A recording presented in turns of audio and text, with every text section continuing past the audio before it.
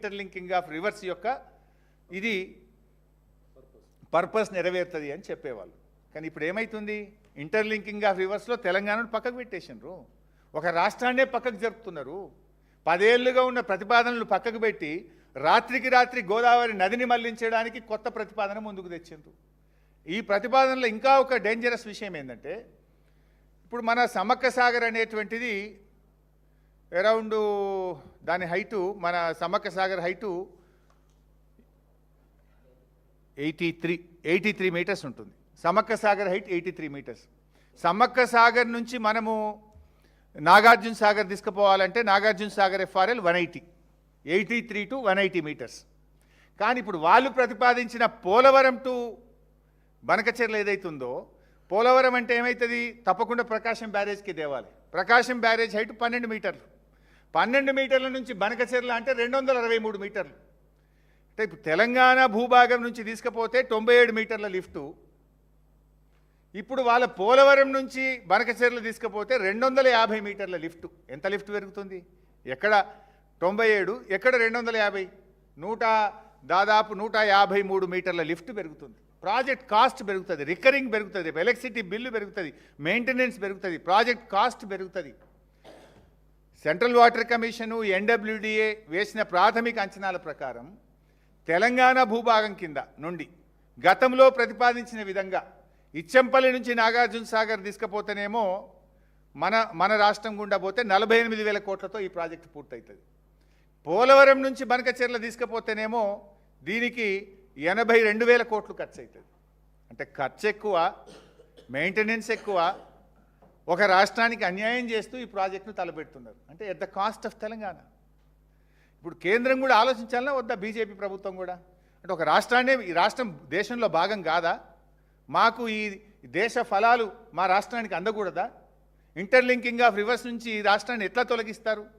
Project cost పెరిగినా కూడా దాన్ని ఎట్లా చేస్తారు? ఏ ప్రాజెక్ట్ అయినా చేసేటప్పుడు ప్రాజెక్ట్ వైబిలిటీ చూడరా? లోయెస్ట్ కాస్ట్లో ప్రాజెక్ట్ని ఎట్లా చేస్తారో చూడాల్సినటువంటి అవసరం ఉండదా? ఇలా ఈ రాష్ట్రానికి బీజేపీ ప్రభుత్వం కూడా మోసం చేస్తూ ఉంది. సార్ రేవంత్ రెడ్డి అంటే ఆయన సరెండర్ అయిపోయిండు, ఆయన గురుదక్షిణ చెల్లించుకునే పనిలో ఉన్నాడు. మరి పెద్దన్న పాత్ర పోషించాల్సిన బీజేపీ ఈ తెలంగాణ ప్రయోజనాల గురించి ఎందుకు ఆలోచించడం లేదు అని చెప్పి ఈరోజు మేము ప్రశ్నిస్తూ ఉన్నాం. ఇన్ఫ్యాక్ట్ ఈ లింకును మేం చెప్పడం కాదు, ఇప్పుడు ఈ ఆంధ్రప్రదేశ్ వాళ్ళు ఏమంటారు, కేఎల్ రావు మాకు గొప్పవాడు, కేఎల్ రావును మాకు ఆదర్శము అని చెప్పి చెప్తారు కదా. కేఎల్ రావు గారు కూడా తన ప్రతిపాదనలో ఈ interlinking of reverse, Godavari Kaveri అనుసంధానం తెలంగాణ నుండే వెళ్ళాలి అని ఆయన కూడా ప్రతిపాదించాడు. ఇది కేఎల్ రావు ప్లాన్. ఇది ఆ రోజుల్లో కేఎల్ రావు గారు కూడా గోదావరి కావేరి లింక్ అనేది ఇచ్చంపల్లి నుంచి తెలంగాణ భూభాగం నుంచి నాగార్జున సాగర్ కలపాలనే తన ప్రతిపాదనలో కూడా చెప్పారు. అంటే మీ కేఎల్ రావు చెప్పింది వినరు, ఒక రాష్ట్ర ప్రయోజనాలని పట్టించుకోరు, కేవలం ఆంధ్రప్రదేశ్ ప్రయోజనాలే ఈ దేశ ప్రయోజనాలు అన్నట్టుగా ఈరోజు కేంద్ర ప్రభుత్వం కూడా వ్యవహరిస్తూ ఉంది. అంటే ఇవాళ ఆంధ్రప్రదేశ్ యొక్క ఎంపీల చేతుల్లో కేంద్రం ఉండడం వల్ల ఇవాళ ఇంకొక రాష్ట్రాన్నే మర్చిపోతున్నారు. ఇక్కడ విషయం ఏంటంటే మరి బీజేపీ ఎంపీలు ఏం చేస్తున్నారు మీరు కూడా ఆలోచించాలి కదా. 8 మంది ఎంపీలు, 2 కేంద్ర మంత్రులు ఉన్నారు, బండి సంజయ్ గారు, కిషన్ రెడ్డి గారు. మీకు బాధ్యత లేదా? రేవంత్ రెడ్డి అంటే సరెండర్ అయిండు. కనీసం మీరైనా ఈ రాష్ట్ర ప్రయోజనాల గురించి పట్టించుకుంటారా? మీరు కూడా ద్రోహులుగా మిగిలిపోతారా? ఇవాళ బీజేపీ నాయకులు ఆలోచించుకోవాల్సిన అవసరం ఉంది. ఇవాళ మొత్తం ఈ ఎపిసోడ్లో ఇంకా క్లుప్తంగా మీకు సింపుల్గా అర్థం కావాలంటే జరిగే నష్టం, మొదటి నష్టము గోదావరిలో మనకు 139 టీఎంసీలకు ఇంకా ప్రాజెక్టులు క్లియర్ కావాల్సినవి ఉన్నాయి. ఒకసారి లింక్ పూర్తయితే ఆ 139 వచ్చే అవకాశం పోతుంది. 2 ఇంటర్లింకింగ్లో మనకు 74 టీఎంసీలు సగం నీళ్ళు ఇస్తామని గతంలో కేంద్రం ఒప్పుకున్నది. ఆ 74 టీఎంసీలు తెలంగాణకు రాకుండా పోతాయి. అంటే మొత్తం 139, 74 అంటే 213 టీఎంసీలు గోదావరిలో తెలంగాణ నష్టపోతుంది. నంబర్ 1. నంబర్ 2, కృష్ణానదిలో 90 టీఎంసీలు తెలంగాణ నష్టపోతుంది. ఇది ట్రిబ్యునల్ అవార్డు కొద్ది రోజుల్లో రాబోతా ఉంది. ఈ మనం ఎన్ఓసి అనేటువంటిది కానీ తీసుకుంటే రేపు కృష్ణానదిలో మనకు 90 టీఎంసీలు ఘాటా పడుతుంది.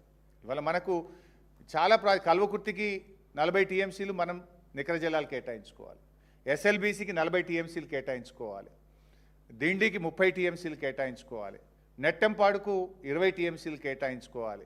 మనకు చాలా అవసరాలు ఉన్నాయి. రేపు 600-700 టీఎంసీలు వస్తే నల్గొండ, మహబూబ్ నగర్, రంగారెడ్డి, హైదరాబాద్, పార్ట్ ఆఫ్ ఖమ్మంకు ఇవన్నీ మనం వాడుకోవాల్సిన అవసరం ఉంది. మీరు ఈ 90 టీఎంసీ మన నీళ్ళే మనకు, మీరు ఎన్ఓసీ తీసుకుంటే రేపు ట్రిబ్యునల్ అవార్డు మీద దీని ప్రభావం పడి కృష్ణానదిలో తెలంగాణకు 90 టీఎంసీలు నష్టం జరిగే అవకాశం ఉంది. ఇంకా ముఖ్యమైనది 16 టీఎంసీలు పైన కర్ణాటక మీరు ఆపుకోండి అని ఆంధ్రప్రదేశ్ క్లియరెన్స్ ఇస్తుంది. కింద మేము గోదావరి నీళ్లు కర్ణాటకకు చెందిన 16 మేము కింద వాడుకుంటాం, నల్లమల్ల సాగర్ మళ్ళిస్తాము అంటున్నారు. దాంట్లో ఫస్ట్ ఎఫెక్ట్ అయ్యేదే మహబూబ్ నగర్ జిల్లా. మొదటి నష్టం జూరాల ప్రాజెక్టుకు మహబూబ్ నగర్ జిల్లాకు నష్టం జరుగుతుంది. 16 టీఎంసీలు పైన ఆగినాయి అనుకో, ఇవాళ పరిస్థితి ఏంది? మంచినీళ్ళకు కూడా జూరాల మీద ఆధారపడ్డటువంటి ప్రజలకు మంచినీళ్ళు కూడా లేవు కదా ఈరోజు. ఇప్పుడు యాసంగిలో ఏముంది? భీమా, నెట్టంపాడు, కోయిల్ సాగర్ మొత్తం క్రాప్ హాలిడే.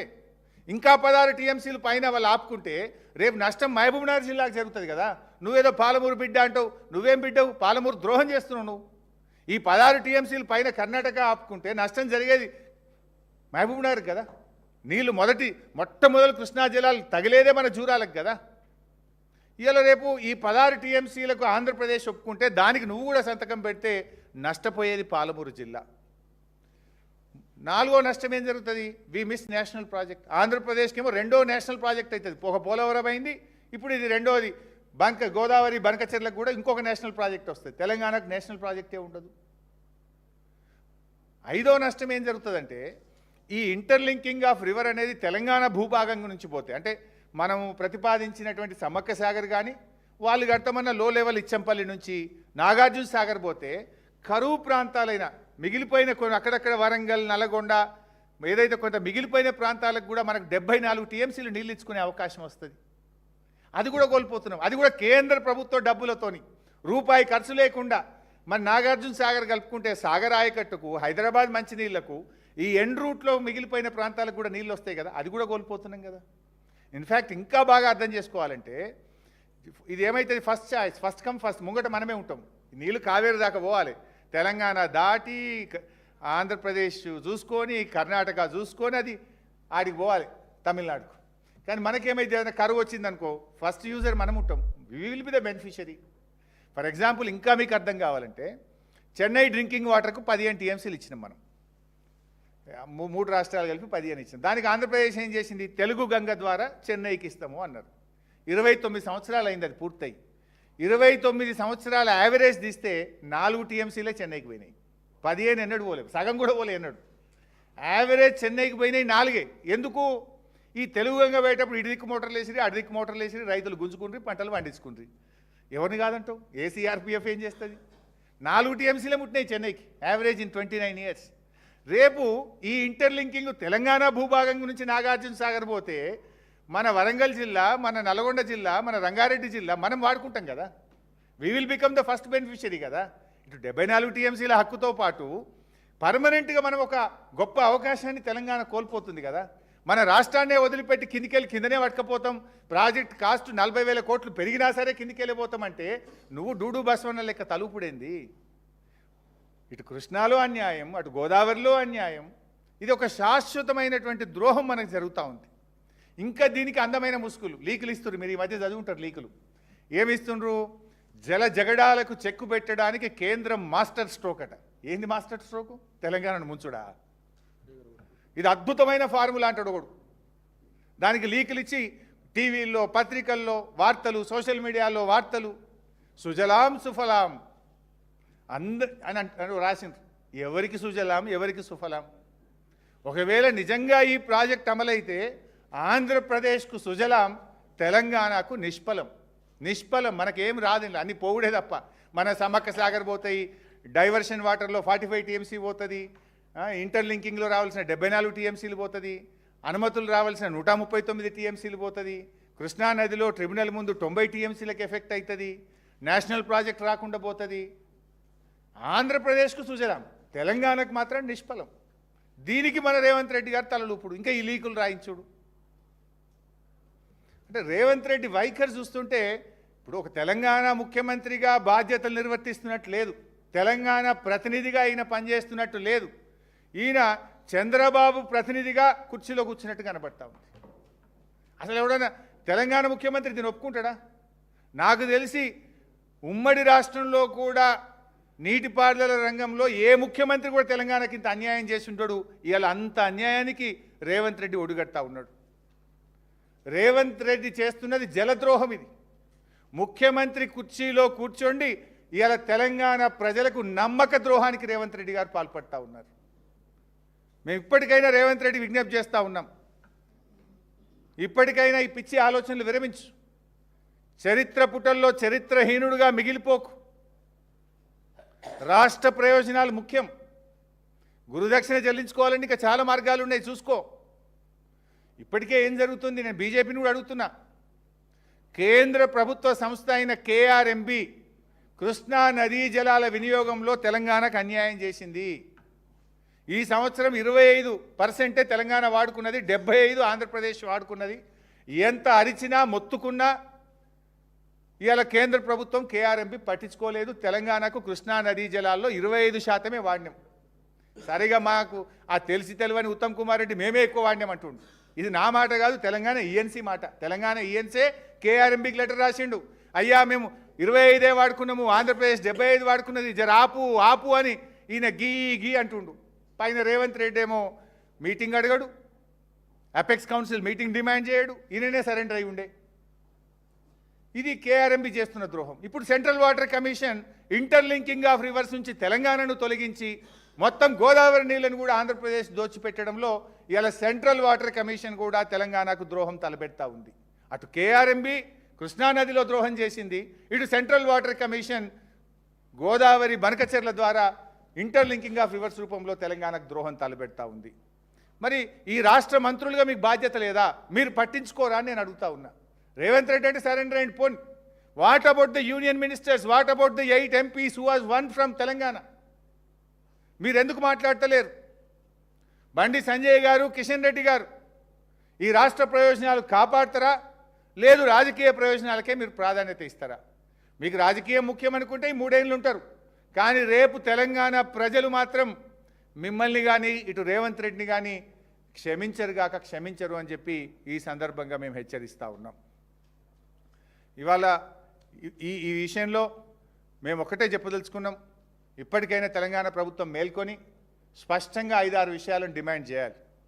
ఈ పోలవరం కావేరీ లింకును వ్యతిరేకిస్తూ మనం కేంద్ర ప్రభుత్వం మీద ఒత్తిడి తేవాలి. అవసరమైతే ధర్నాలు చేద్దాం, పోదాం పండి, అసెంబ్లీ పెట్టండి, స్పెషల్ అసెంబ్లీ సెషన్ పిలవండి, విల్ పాస్ ఎ రెజల్యూషన్ కేంద్ర ప్రభుత్వానికి చెప్దాం, మా 968 అనుమతులు ఇచ్చినాకనే చేయాలి, తెలంగాణ భూభాగం నుంచే చేయాలి, మా కృష్ణా ట్రిబ్యునల్ అవార్డు వెంటనే పాస్ చేసి మాకు 700 TMCలు ఇవ్వాలి, మా 45 TMCలు మాకు ఇవ్వాలి. ఇవన్నీ మనం అసెంబ్లీలో పెట్టి డిస్కస్ చేద్దాం, పోరాడదాం. ఢిల్లీలో ధర్నా చేయడానికి కూడా మేము రెడీ, అఖిలపక్షం తీసుకుపోతావా మేము రెడీ. కానీ నువ్వు ఇట్లా ఒప్పుకుంటా అంటే మాత్రం బీఆర్ఎస్ ఊరుకోదు, అవసరమైతే ప్రజా పోరాటానికి శ్రీకారం చుడుతుంది. సమ్మక్క సాగర్ నీళ్లు 47 TMCలను వదులుకోవడానికి వీల్లేదు. మనకు SRSP స్టేజ్ 2కు అవసరం ఉన్నాయి, దేవాదులకు నీళ్లు సరిపోతలేవు, కేటాయింపులు పెంచుకోవాల్సిన అవసరం ఉంది. దాన్ని 47ను వదులుకుంటే కూడా బీఆర్ఎస్ ఊరుకోదు. 50% ఆఫ్ వాటర్ కేంద్రం ఒప్పుకున్నది, 148 డైవర్షన్లో 74 TMCలు మనకు దక్కాల్సిందే, దాన్ని నువ్వు వదులుకోవడానికి వీల్లేదు. ఇట్లా అనేక విషయాలు ఉన్నాయి, వీటన్నిటి మీద సమగ్రమైనటువంటి చర్చ జరగాలి. ఇదంతా సీక్రెట్గా 3 నెలల నుంచి జరుగుతుంది. ఇవాళ పత్రికల్లో వార్తలు వస్తున్నాయి, ఇక రేపో మాపో ఈ నెలల్లో వారంలో అగ్రిమెంట్లు అయిపోతాయి అంటున్నారు. ఇంత ప్రధానమైనటువంటి అంశం మీద అసెంబ్లీలో చర్చ జరగకుండా రాష్ట్ర ప్రయోజనాల్ని ఫనంగా పెడితే పోరాడి సాధించిన ఈ